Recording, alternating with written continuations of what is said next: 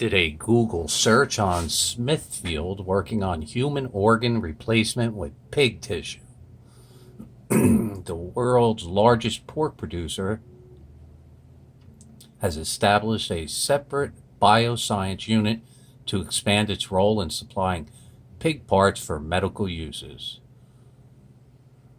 The ultimate goal is selling pig organs for transplantation into humans, and anything else cool?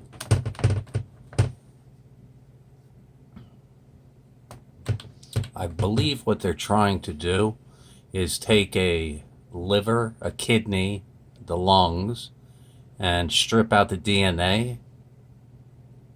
If you haven't known anything about the field of organ replacement, the best way to do it is the donor gives up some of their blood, and then they take that blood and they put it into the human, so the body gets used to this foreign DNA.